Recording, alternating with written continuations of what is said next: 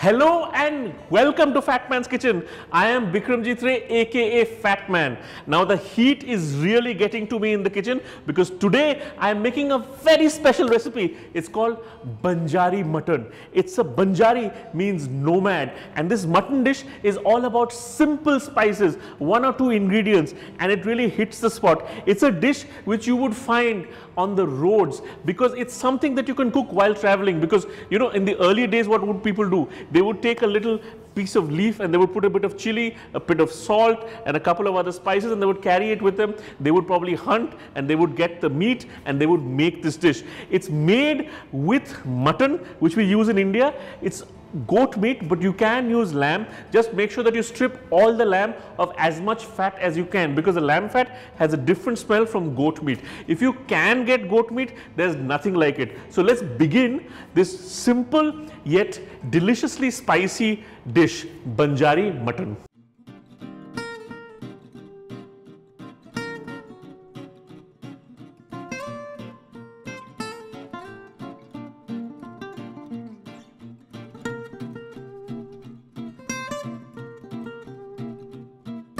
I am making Banjari gosht. It's a mutton dish, mutton as in goat meat. You can use lamb for this. Banjari means nomad. So it's a dish, it's all about one pot cooking. You put everything in the same pot and you cook it because you're always traveling. This dish has a genesis in the traveling culture of this country. It's also got a genesis in the trucking culture of the country, because it's a modification of what you would get in the dhabas or roadside restaurants. So let's begin by putting some oil in the pan. 2 tablespoons of vegetable oil.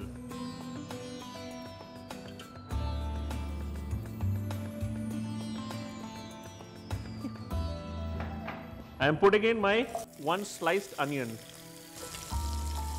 and immediately I am going to fry the onions. I am going to fry them until they are brown and they form my base of my sauce. I am going to start adding the spice after my onions go brown.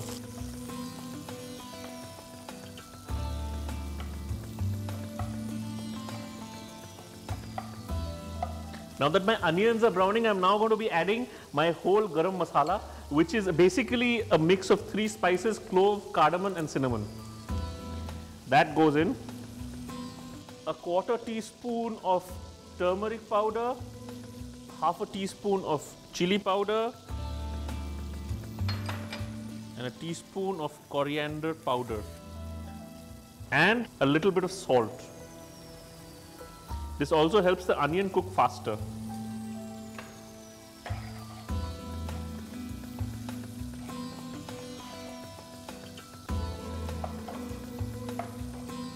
Once that's done, what I'm doing now is I'm going to add the yogurt. This yogurt is very similar to Greek yogurt that you get abroad. About 1 cup of yogurt.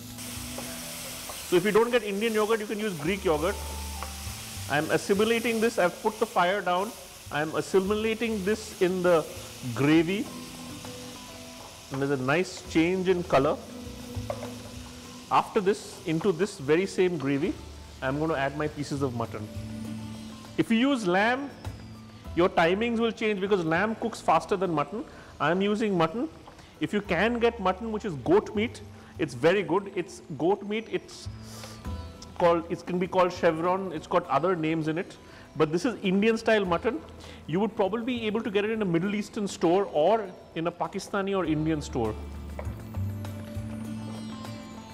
On a high heat, I'm going to cook the mutton with all the masalas. Cook it until they assimilate a bit of the spice. At this moment, I'm going to be putting in 1 teaspoon of coriander seed. Used to be one of the most expensive spices in India. It was one of the spices you could get in India because this recipe has things like chilies, which were introduced in the 16th century into India. So it's a mix of different elements from different parts of our food history. And now what I'm going to do is I'm going to add a little water to this, about 50 ml of water.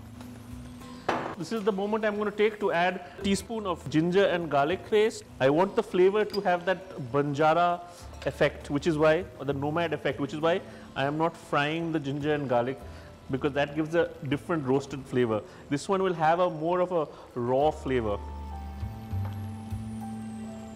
We'll put in 2 dry red chilies. You have an option of putting in a couple of red chilies as well, which will add to the zing of the whole dish. And we let it cook until the meat is nice and tender.